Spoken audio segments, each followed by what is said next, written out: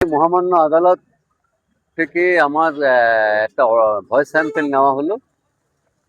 তো আমাকে পুলিশ বলেছে যে কোর্ট আপনাকে আপনার ভয়েস স্যাম্পেল নেবে, তো সেই ভয়েস স্যাম্পেল আমি দিতে এসেছি এবং দিলাম। কি হয়েছিল? কিন্তু ভয়েস স্যাম্পেল নেওয়া হলো কেন? 2018 সালে সব্যসাচী দত্ত আমাকে ফোনে হুমকি দিয়েছিল এবং আমাকে তোলাবাজির হুমকি, মারার হুমকি এবং টাকা নেওয়ার হুমকি। তো সেই 2018 সালের সেই সেই সময় তো পুলিশ কোনো রকম কিছু করেনি। আমি সব দরজায় খটখটিয়েছিলাম, কোনো সাড়া শব্দ পাইনি, সব দপ্তরে জানিয়েছিলাম।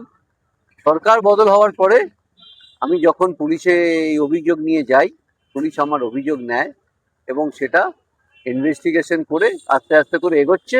যা মনে হচ্ছে যে এখন আমি একটা বিচার পাবো। এতদিন লাগলো আপনার, সেটা কেন, কি কারণে লাগলো? এই সরকারে বিগত সরকার কিছু করেনি বলেই তাই এতদিন লাগলো। এই নতুন সরকার আসার পরে তো বেশি দিন সময় নেয়নি, সুন্দরভাবে এগোচ্ছে। আমি বললাম আমার কাজ নিয়ে, ওনারা অনুসন্ধান করে দেখলো যে এটা সত্যি একটা একটা আইনের বিষয়। আপনি কি কি জমা দিয়েছিলেন? মানে অডিও ছাড়া কিছু ভিডিও? অডিও ভিডিও 2018 সালে সেটা জমা দিয়েছিলাম।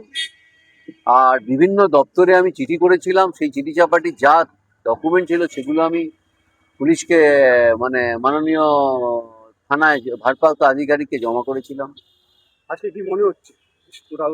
আজকে মনে হচ্ছে যে আমার ভয়েস, যে আমাকে ওই সময় যে ফোন করেছিল, তো সেটারই যদি জন্য আমাকে বোধহয় এই ভয়েস পরীক্ষা করলো। তো এখন আমি সেই পরীক্ষা দিলাম। এখন বাকি মহামান্য আদালত পর্যবেক্ষণ করে দেখবেন, আমার ভয়েসটা সত্যতা যাচাই করবেন। এখন কি আপনার ভয় লাগছে না? না, কিসের ভয়? বর্তমান সরকারের কোনো ভয় নেই, তোলাবাজদের কোনো জায়গা নেই। তোলাবাজদের শাস্তি দেওয়ার জন্য তো আজ আমি এগিয়ে এসেছি।